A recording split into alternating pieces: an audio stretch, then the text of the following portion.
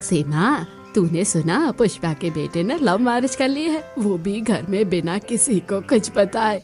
हाँ लता, मैंने भी सुना है। वैसे लव मैरिज वाली बहुएं अच्छी नहीं होती है, वो किसी की नहीं सुनती और सिर्फ अपनी चलाती है। हमें तो अपने बेटों के लिए अरेंज मैरिज वाली बहू ही चाहिए। अरे सीमा, जमाना बड़ा खराब हो रहा है। मैं तो सोच रही हूँ कि जल्दी ही अपने बेटे की शादी कर दूं, कहीं ऐसा ना हो कि वो लव मैरिज कर ले। हाँ लता, मैं भी ऐसा ही करूँगी। बल्कि हम दोनों अपने बेटों की शादी साथ में करेंगे और गृह प्रवेश भी साथ में ही करवाएंगे। अरे क्यों नहीं सीमा, हम दोनों बचपन की सहेलियां हैं। बचपन में एक गांव में ही रहे, एक ही स्कूल में पढ़े, हमारी शादी भी एक साथ ही हुई। और तो और हमने घर भी एक दूसरे के अगल बगल में बनाया है, तो अपने बेटों की शादी भी एक साथ ही करेंगे। बातें करते हुए दोनों सहेलियां अपने अपने घर पहुंच जाती हैं। साइना लता को देखते ही कहती है, आ गई माँ आप? कितनी देर से गई थी सब्जियां लेने, कब से आपका इंतजार कर रही थी। घर में बनाने के लिए एक सब्जी भी नहीं है। अरे साइना बेटा, तू जानती तो है, एक बार लता को उसके बचपन की दोस्त सीमा मिल गई तो फिर वो किसी को याद नहीं रखती। अरे आपको हम दोनों सहेलियों की दोस्ती के ताने मारने के अलावा और कोई काम भी है या नहीं? अरे माँ, आप भी पिताजी की बातों को दिल पर ले लेती हो। आओ बैठो, चाय पियेंगे। साइना, तू जल्दी से चाय बनाकर जरा हमें पिला दे। भैया, चाय के साथ आपको गर्मा गर्म पालक के पकौड़े भी खिलाती हूँ। साइना चाय बनाने रसोई में जाती है। थोड़ी देर बाद साइना गर्मा गर्म पालक के पकौड़े और चाय लेकर वहां आ जाती है। तभी रवि भी वहां आ जाता है और कहता है, अरे लगता है घर में पालक के पकौड़े बने हैं। चलो, मैं भी अच्छे समय पर घर आ गया। हाँ भैया बैठो, ये लो पालक के गर्मा गर्म पकौड़े खाओ। अरे सनाया, जरा सीमा आंटी को फोन तो लगा, उसे पालक के पकौड़े बहुत पसंद है। उसके बिना तो पालक के पकौड़े खाने का मजा ही नहीं है। अब साइना सीमा को फोन लगा देती है और सीमा भी पालक के पकौड़े खाने के लिए लता के घर आ जाती है। सभी बैठकर पालक के पकौड़े खाते हैं। तभी लता के फोन पर उसकी नंद का कॉल आता है। लता अपनी नंद से बात करती है और फिर फोन रखने के बाद वो सभी को बताती है, दीदी, उमेश के लिए एक बहुत अच्छा रिश्ता बता रही थी। लड़की पढ़ी लिखी, बहुत सुंदर और संस्कारी है। मैं तो कहती हूँ कल ही हम जाकर उसे दिखाते हैं। अगर लड़की अच्छी लगी तो रिश्ता पक्का कर देंगे और फिर चट मंगनी पट ब्याह करेंगे। हाँ भाई, ये तो बड़ी अच्छी बात है। और वैसे दीदी ने देखी है तो लड़की अच्छी ही होगी। अगले दिन लता अपने परिवार और सीमा के साथ लड़की देखने के लिए मोहिनी के घर जाती है। मोहिनी एक सुंदर और सिंपल सा सूट पहनकर चाय लेकर आती है। सभी को मोहिनी बहुत पसंद आती है। मोहिनी के पीछे उसकी बहन निशा भी थी। लता निशा को देखकर सीमा के कान में धीरे से कहती है, देख सीमा, मोहिनी के साथ उसकी बहन भी बड़ी प्यारी है। तू अपने बेटे का रिश्ता इसी से तय करवा दे। हाँ, मुझे भी निशा बहुत पसंद है। मैं आज ही घर जाकर बात करूंगी। उसके बाद महेश कहता है, भाई हमें तो आपकी बेटी बहुत पसंद है, हमारी तरफ से ये रिश्ता पक्का समझिए।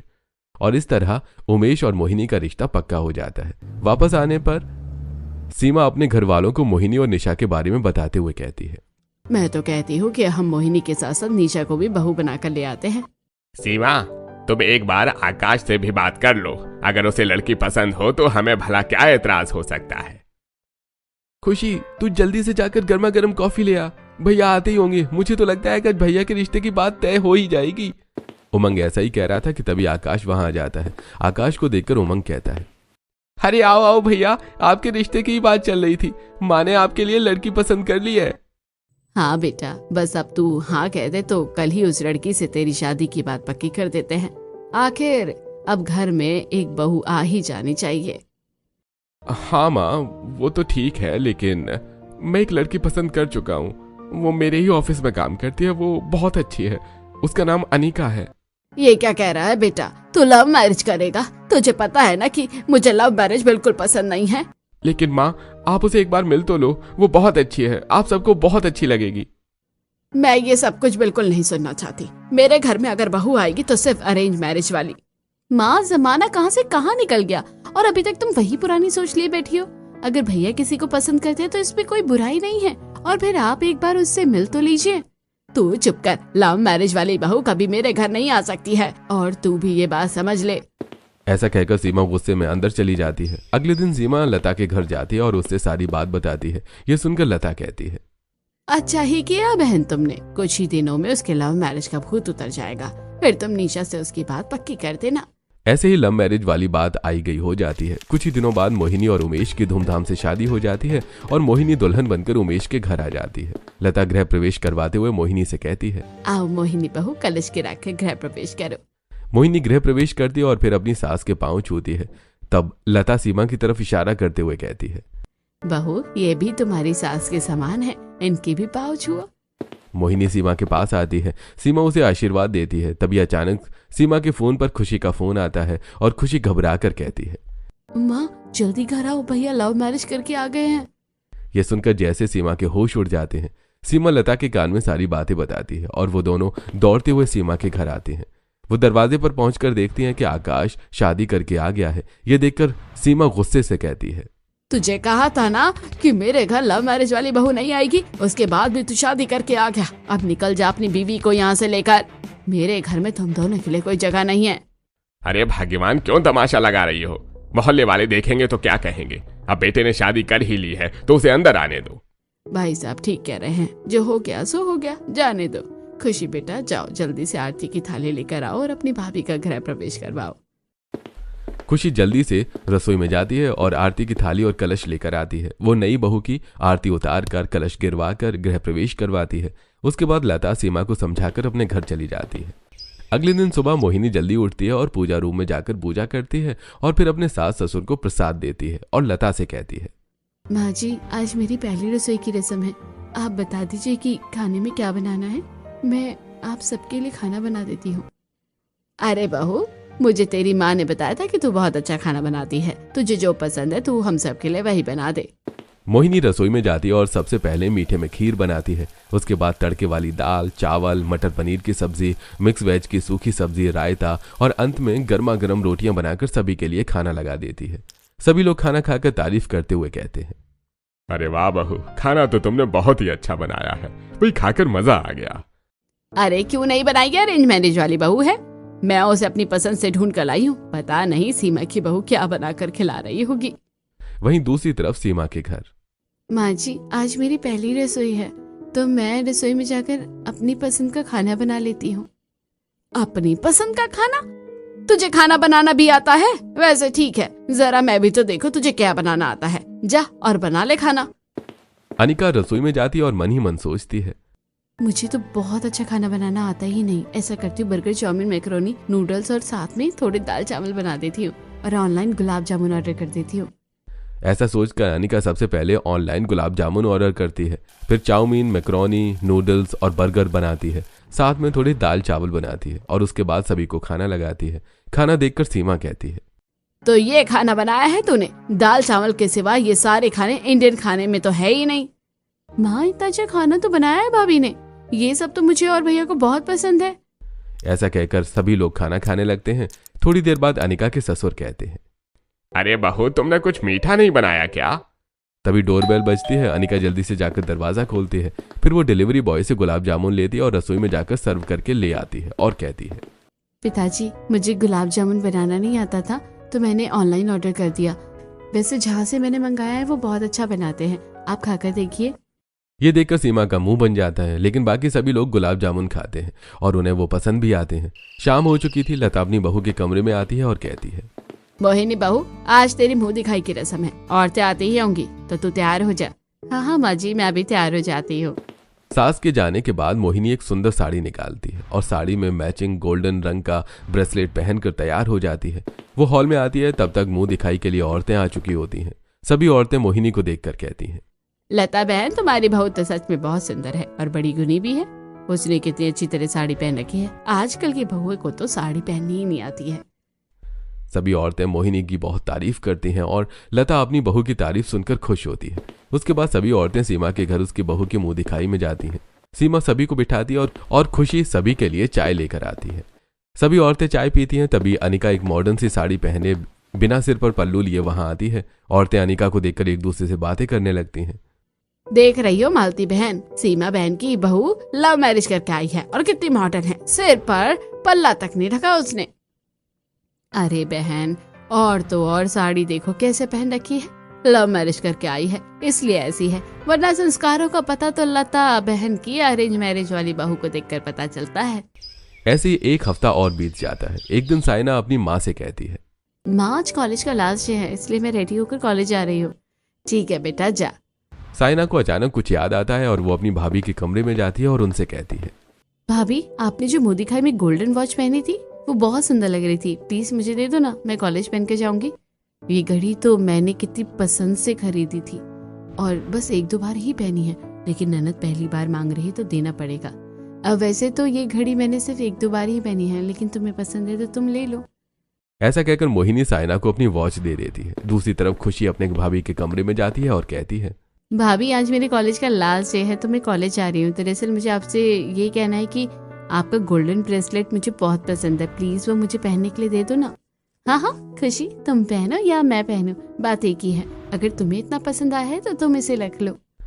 ऐसा कहकर अनिका अपना गोल्डन ब्रेसलेट खुशी को दे देती है। खुशी उसे पहनकर बहुत खुश होती है और कॉलेज के लिए निकल जाती है। कॉलेज में साइना और खुशी मिलती है और अपनी अपनी भाभियों की तारीफ करते हुए कहती है, मेरी भाभी सचमुच बहुत अच्छी है, माँ जितनी तारीफ करती थी उससे भी ज्यादा अच्छी है। देखो आज उन्होंने मेरे एक बार कहने पर अपनी घड़ी मुझे दे दी। पता है सनाया, मेरी भाभी भी लव मैरिज करके जरूर आई है, लेकिन बिल्कुल अरेंज मैरिज वाली जैसी है। देखो मैंने भी उनका गोल्डन ब्रेसलेट मांगा और उन्होंने मुझे दे दिया। इसका मतलब है कि हम दोनों की भाभी बहुत अच्छी है। तभी दोनों के बॉयफ्रेंड वहां आ जाते हैं। विवेक कहता है, अरे तुम दोनों पढ़ाशुना की बातें खत्म होंगी या नहीं है? प्रोग्राम शुरू हो गया है, जल्दी जल्दी करो। वैसे भी अब आज कॉलेज का लास्ट डे है। हाँ चले चलते हैं। ऐसे ही मौज मस्ती के साथ कॉलेज का लास्ट डे भी खत्म हो जाता है और दोनों अपने अपने घर लौट आते हैं। धीरे धीरे कुछ दिन और बीत जाते हैं। एक दिन लता मोहिनी से कहती है, मोहिनी बहू, तेरे ससुर के कुछ दोस्त आए हुए हैं, तू जरा उनके लिए चाय नाश्ता बना दे। माँ जी अभी अभी मैं ढेरों कपड़े धोकर छत पर फैला कर आई हूँ, मैं बहुत थक गई हूँ। आप प्लीज साइना से कह दीजिए ना, वो नाश्ता बना देगी। ठीक है बहू, अगर तू थक गई है तो कोई बात नहीं, मैं साइना से कह देती हूँ। लता साइना के कमरे में जाकर उसे नाश्ता बनाने के लिए कहती है। साइना रसोई में जाकर आलू के पकौड़े और चाय बनाती है। पहले वो हॉल में जाकर सबको चाय नाश्ता देती है, फिर एक प्लेट पकौड़े लेकर मोहिनी के कमरे में आती है और कहती है, ये लीजिए भाभी, मैं आपके लिए चाय और पकौड़े लेकर आई हूँ। ये देखकर मोहिनी खुश हो जाती है। दोनों साथ बैठकर चाय पकौड़े खाने लगते हैं। मोहिनी साइना को अपने फोन की गैलरी दिखा रही होती है। तभी एक सूट साइना को बहुत पसंद आता है और वो कहती है, भाभी आपका ये सूट कितना सुंदर है, प्लीज मुझे दे दो ना। इसे तो बस मेरे कपड़े मांगने की पड़ी रहती है, अब मना करूंगी तो बुरा लगेगा, चलो दे ही देती हूँ। ऐसा सोचकर मोहिनी वो ड्रेस निकाल कर साइना को दे देती है। दूसरी तरफ सीमा की कुछ सहेलियां उससे मिलने आती हैं। सीमा अपने बहू के कमरे में जाती है जहां अनिका और खुशी बैठकर बातें कर रही होती हैं। तब सीमा खुशी से कहती है, खुशी बेटा, मेरी सहेलियां आई हैं, जरा उनके लिए चाय नाश्ता बना दे। माँ जी आप कहे तो मैं बना दूं आपकी सहेलियों के लिए चाय और नाश्ता? तुझे आता भी है अच्छा नाश्ता बनाना, तू तो मेरी सहेलियों के सामने मेरी नाक कटवा देगी, तू रहने दे। खुशी बेटा तू जल्दी से जाकर चाय नाश्ता बना। चलो खुशी, मैं तुम्हारी मदद कर देती हूँ। ऐसा कहकर अनिका खुशी के साथ रसोई में जाती है। खुशी नाश्ता बनाती है और अनिका उसकी मदद करती है। तभी खुशी अनिका से कहती है, अनिका भाभी, आज हमारे मोहल्ले में शाम को एक पार्टी है, प्लीज आप अपना वो पिंक वाला ड्रेस दे दीजिए, वो मुझे बहुत पसंद है, मैं पहनकर वापस कर दूंगी। खुशी, मुझे भी अपनी चीजें बहुत पसंद है और अभी तो मैंने वो ड्रेस पहना भी नहीं है, प्लीज तुम कुछ और पहन लो, वो पिंक सूट आज मैं ही पहनने वाली हूँ। खुशी को ये बात बहुत बुरी लगती है। वो जल्दी जल्दी चाय और पकौड़े बनाती है, हॉल में मेहमानों के सामने रखती है और अपने कमरे में जाकर मनी मन सोचती है, माँ सही कहती है, लव मैरिज वाली भाभी सच में अच्छी नहीं होती है, उन्होंने इतनी छोटी सी चीज के लिए मुझे मना कर दिया। शाम को अनिका तैयार होकर पिंक सूट पहनती है और सभी लोग बर्थडे पार्टी में जाने के लिए निकल पड़ते हैं। बर्थडे पार्टी में पहुंचकर सीमा देखती है कि लता अपने परिवार के साथ पहले ही वहां आ चुकी थी। सीमा और लता दोनों आपस में बातें करने लगती हैं। तभी साइना मोहिनी और अनिका दोनों से कहती है, मोनिका भाभी, अनिका भाभी, आप दोनों को एक दूसरे से दोस्ती कर लेनी चाहिए। हमारी माँ भी आपस में फ्रेंड है और मैं और खुशी भी आपस में फ्रेंड है, और अब आप दोनों की बारी है आपस में दोस्ती करने की। दोनों बहुएं साइना की बात सुनकर मुस्कुराती हैं और आपस में बातें करने लगती हैं। इस तरह उन दोनों की दोस्ती हो जाती है। तभी उमंग वहां आता है और कहता है, अरे क्या बात है, आज तो दोनों भाभीियों में बड़ी दोस्ती हो रही है। चलो इसी दोस्ती के नाते मैं आपको मिठाई लाकर खिलाता हूँ। हाँ भाई, देवर हो तो तेरे जैसा, अपनी भाभीियों की इतनी फिक्र हो। अरे भाभी, अब आपने इतनी तारीफ कर दी है तो अब मुझे ज्यादा मिठाई लानी पड़ेगी। अब उमंग पार्टी में जाता है और वहां से कुछ मीठा लाकर सभी लोगों को देता है। सभी मीठा खाने लगते हैं। उसके बाद सभी साथ मिलकर खाना खाते हैं और अपने घर लौट आते हैं। अगले दिन रवि मोहिनी के पास आता है और कहता है, क्या मोहिनी भाभी, आप हर वक्त काम में लगी रहती हो, चलो ना मैं आपको आज पानी पूरी खिला कर लाता हूँ। नहीं नहीं देवर जी, मैं आपके साथ पानी पूरी खाऊंगी तो माँ जी को अच्छा नहीं लगेगा, फिर कभी सही। ठीक है भाभी, तो चलो फिर हम दोनों मिलकर लूडो खेलते हैं। अब मोहिनी और रवि दोनों मिलकर लूडो खेलने लगते हैं। ऐसे ही करीब एक हफ्ता बीत जाता है। एक दिन विवेक साइना को कॉल करता है और कहता है, साइना, जब से कॉलेज बंद हुआ है तब से तो हमारा मिलना जुलना ही बंद हो गया है। कुछ भी करो यार, अब हमें शादी कर लेनी चाहिए। हाँ विवेक, मैं भी यही चाहती हूँ, लेकिन मुझे समझ नहीं आ रहा कि मैं मम्मी पापा से इस बारे में कैसे बात करूँ। अरे इसमें इतना सोचने की क्या बात है, बहुत सिंपल है यार। तुम अपनी भाभी से कह दो, वो तुम्हारे भैया से बात कर लेंगे और भैया मम्मी पापा से। ये तुमने सही कहा, मैं आज ही भाभी से बात करती हूँ। फोन रखने के बाद साइना मोहिनी के कमरे में जाती है और कहती है, भाभी मुझे आपसे एक इम्पोर्टेंट बात करनी है। हाँ हाँ साइना, कहो क्या बात है। भाभी, मैं कॉलेज की शुरुआत से ही विवेक को बहुत पसंद करती हूँ और उससे शादी करना चाहती हूँ। अब कॉलेज खत्म हो गया है, इसलिए हमारा मिलना जुलना भी नहीं हो पाता है। प्लीज आप भैया से इस बारे में बात करो ना, कि वो माँ और पिताजी से कहकर मेरी और विवेक की शादी तय कर दे। ठीक है साइना, मैं बात करूंगी। ये सुनकर साइना बहुत खुश हो जाती है और वो खुशी से अपनी भाभी को गले लगा लेती है। उसके बाद वो अपने कमरे में चली जाती है। तब मोहिनी मन ही मन में सोचती है, साइना लव मैरिज करना चाहती है और चाहती है कि मैं घर में बात करूं। अगर कभी माँ जी को ये बात पता चलेगी इसके पीछे मेरा हाथ है, तो वो मुझ पर कितना गुस्सा करेंगे। और मैं साइना के लिए इतना बड़ा रिस्क क्यों लूं? मैं कोई बात नहीं करने वाली, बल्कि मैं तो उल्टा उमेश को सारी बातें बताकर मना कर दूंगी कि साइना की कभी भी लव मैरिज ना कराई जाए। तो वहीं दूसरी तरफ विराज खुशी को कॉल लगाता है और उससे बात करते हुए कहता है, खुशी, तुमने अब तक अपने घर में शादी की बात नहीं की। तुम शादी की बात करके बताओ कि मैं अपने घर वालों को तुम्हारे घर रिश्ते के लिए कब लाऊं। विराज, तुम तो जानते हो कि मेरे घर वाले लव मैरिज के कितने खिलाफ हैं। अगर माँ को पता चल गया ना कि तुम मेरे बॉयफ्रेंड हो, तो वो कभी भी हमारी शादी नहीं करवाएगी। हाँ, लेकिन ऐसा कब तक चलेगा? तुम्हें कुछ तो रास्ता निकालना पड़ेगा। हाँ हाँ निकालूंगी, बस मुझे थोड़ा समय दो। ऐसा कहकर खुशी फोन रख देती है। तभी पीछे खड़ी अनिका खुशी से कहती है, खुशी, जरा मुझे भी बताओ कि तुम किससे बात कर रही हो सकता है मैं तुम्हारी कोई मदद कर सकूं। अरे नहीं नहीं भाभी, ऐसी कोई बात नहीं है, वो कॉलेज की एक फ्रेंड थी, उसी से बात कर रही थी। ऐसा कहकर खुशी वहां से चली जाती है। तब अनिका मन ही मन में सोचती है, खुशी को ये नहीं पता कि मैंने उसकी सारी बातें सुन ली हैं। मुझे इस बारे में आकाश से बात करनी होगी। इधर रात को जब उमेश घर आता है तो मोहिनी उसे सारी बातें बताते हुए कहती है, मुझे नहीं लगता उमेश कि हमें साइना की शादी उसकी पसंद से करवानी चाहिए। अगर माँ जी को पता चला ना कि हमने इस लव मैरिज को अरेंज किया है, तो पता नहीं वो कितना गुस्सा करेंगी। हाँ मोहिनी, तुम सही कह रही हो। कोई जरूरत नहीं है उसकी पसंद के लड़के को बुलाने की। वैसे एक लड़का मैंने भी देख रखा है साइना के लिए, मैं कल ही उसे बुला लेता हूँ। तो वहीं दूसरी तरफ अनिका आकाश से बात करती हुई कहती है, आकाश, मुझे लगता है कि खुशी किसी को पसंद करती है। देखो आकाश, अगर माँ जी को पता चलेगा कि खुशी किसी को पसंद करती है, तो वो खुशी की लव मैरिज कभी नहीं करवाएंगी, लेकिन हम उसकी लव मैरिज को अरेंज मैरिज में बदल सकते हैं। वो तो ठीक है अनिका, लेकिन पता नहीं वो लड़का कैसा है। बिना जाने हम कोई फैसला नहीं ले सकते। तुम सही कहते हो आकाश, कल मैं खुशी से बात करती हूँ कि वो हमें उस लड़के से मिलवा दे। अगर हमें वो लड़का पसंद आ गया तो हम उस लड़के को रिश्ता लेकर यहाँ बुला लेंगे, और तुम कह देना कि ये रिश्ता तुम्हारी तरफ से आया है। आकाश अनिका की बातें सुनकर हाँ कह देता है। अगले दिन अनिका और आकाश दोनों खुशी के कमरे में पहुंचते हैं और आकाश कहता है, खुशी, मुझे तेरी भाभी ने सब कुछ बता दिया कि तू किसी को पसंद करती है और तेरी भाभी चाहती है कि हम तेरी लव मैरिज को अरेंज मैरिज में बदल दें, इसलिए तू आज ही हमें उस लड़के से मिलवा दे। आकाश की बात सुनकर खुशी मन ही मन सोचती है, मैं भाभी की लव मैरिज होने की वजह से उन्हें कितना गलत समझती थी, लेकिन वो कितनी हेल्पफुल है। मैंने तो कभी सोचा भी नहीं था कि भाभी मेरी इतनी मदद कर सकती है। फिर खुशी खुश होते हुए अपने भैया भाभी से कहती है, ठीक है भैया भाभी, मैं विराज को फोन करती हूँ और हम कॉफी हाउस चलकर उससे बात कर लेते हैं। इसके बाद खुशी विराज को फोन करती है और अपने भैया भाभी के साथ कॉफी हाउस में जाकर उन्हें विराज से मिलवाती है। खुशी के भैया भाभी को विराज बहुत पसंद आता है और तभी आकाश विराज से कहता है, अपनी बहन के लिए एक अच्छे जीवन साथी में जो होना चाहिए वो सब कुछ मुझे तुम में दिखाई दे रहा है। ऐसा करना कि कल तुम रिश्ता लेकर घर आ जाना, मैं माँ से बात कर लूंगा। ये सुनकर विराज और खुशी दोनों बहुत खुश हो जाते हैं। तो वहीं दूसरी तरफ उमेश साइना के लिए धीरज नाम के लड़के को उसके माता पिता के साथ घर पर बुला लेता है। साइना सभी के लिए चाय लेकर आती है। धीरज और उसके घर वालों को साइना बहुत पसंद आती है। वो लोग अपनी तरफ से रिश्ता पक्का करके चले जाते हैं। शाम को साइना अपनी भाभी के कमरे में आती है और कहती है, भाभी, मैंने हमेशा आपको अच्छा समझा है और आप पर भरोसा किया, लेकिन आपने मेरे साथ गलत किया। मैंने आपके और भैया की बातें सुन ली थी आखिर आप क्यों नहीं चाहती कि मेरी लव मैरिज हो? आपका कुछ बिगाड़ा तो नहीं है मैंने? साइना, मैं तुम्हारे लिए इतना बड़ा रिस्क नहीं ले सकती। अपनी भाभी की बात सुनकर साइना को बहुत बुरा लगता है और वो उदास होकर अपने कमरे में आ जाती है। तो वहीं दूसरी तरफ आकाश अपनी माँ से बातें करते हुए कहता है, माँ, मैंने आपको बताया था ना कि मेरी नज़र में खुशी के लिए एक लड़का है।